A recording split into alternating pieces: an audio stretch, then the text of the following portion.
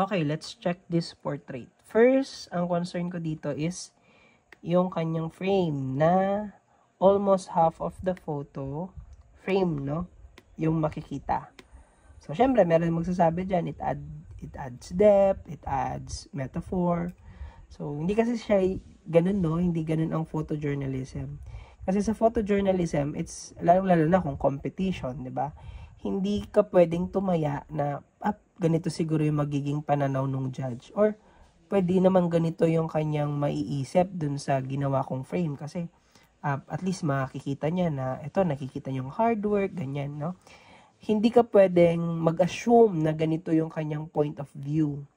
So, the best and the safest thing to do is that we don't add frames na hindi siya madali maintindihan. So, for example here, dito sana yung dalawang kanyang kaklase, they are already enough to serve as the frame of the photo, no? Hindi kailangan ng iba pang detalye like itong green part and white part dyan, no? Ingat tayo sa mga frames natin. And syempre, 'di ba, pag sinabi kung portrait pa rin yung gusto mo na gagawin, 'di ba, kapag portrait, sabi ko, mas malapit or malapitan kapag gumagamit tayo ng portraits. So, yun lang. Thank you.